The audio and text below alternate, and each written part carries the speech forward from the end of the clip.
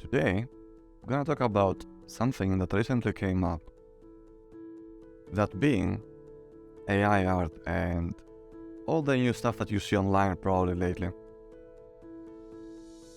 You see, there's a lot of stuff that we can find online that like pictures and videos that are mostly created by machines. And what I mean by machines is that usually people go to specific tools, for example, Midjourney or other stuff like that, and they write a few words and then they get the result.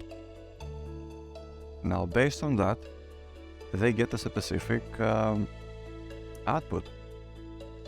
Usually these outputs are a derivative of whichever data set they call on. Basically, how this works is that they trained based on a data set of specifically more than 5 billion images or works of art and stuff like that, and then those works are basically like an image with a description of the image in text form. So the description and the image are somehow averaged, and then you get to see the AI gets to associate one with the other, just like we do in real life. So based on that, we usually have a specific model, as I call it, which we can use in a portable format, and those can be used for various reasons, from image generation to sometimes text generation if it's only text-based, and stuff like that. In other words, later when you use it, you input the corresponding words and you get something that the model has mostly associated with what you're writing, and in a specific order based on how you write it. This is usually how those models work, and they are basically filling in the blanks of what you probably mean to say based on what it has on its dataset. Now here's the interesting part. I think that based on that, we can derive, or we can assume that our brain and mind works in a similar way. And what do I mean by that? Well, basically, when we are trying to imagine something, usually that comes in a form of pictures and stuff like that, depending on what we are curious about. And this is usually what produces creative imagination, visualization, and stuff like that. So what the AI does is not any different than what we do. The only difference is that maybe there is a lack of conscious awareness on the part of the machine. However, the conscious agent is still a human being. In both categories, actually. Because without someone inputting the ideas, there is no actual final product. There is no final work. And therefore, there is no anything really. So based on that, we can also do the same thing in our brain. We can visualize in a similar fashion. Now what do I mean by that is that we can easily invoke our data set, so to speak, which is basically all the information we accumulate in our lives, to express an idea that is associated with those images, events, feelings, and so on. This is usually what we do with art. But now we get to see it also in the machine side, and have a clearer picture of how this all works, and how we can enhance it in our own, mindset and everything. So here are the key takeaways from the AI art. Number 1.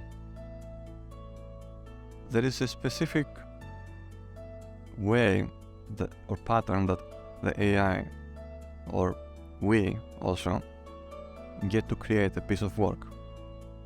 Usually, and the lesson being here, is that we start from high abstraction and we slowly carve into more low abstraction. And what do I mean by that?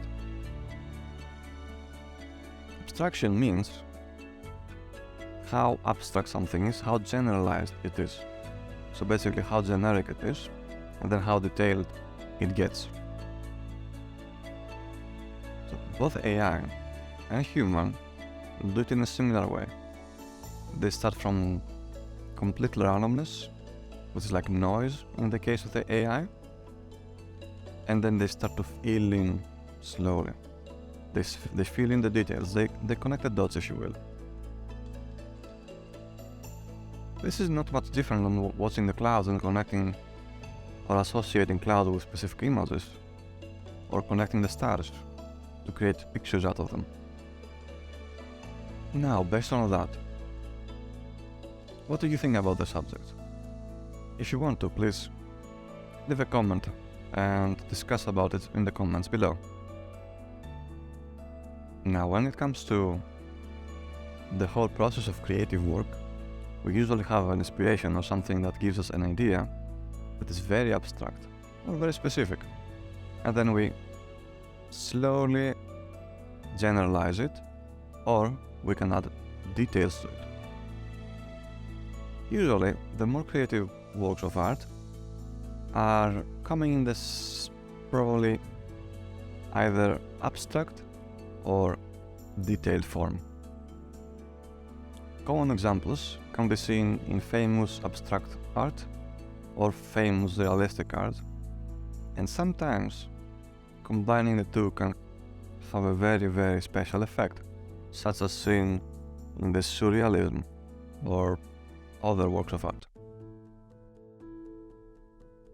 Now, the key takeaway here is sort of chaos or randomness. We start from noise or generalized something, like a cloud, and then we start going towards details. Sometimes as artists, we get stuck in the details.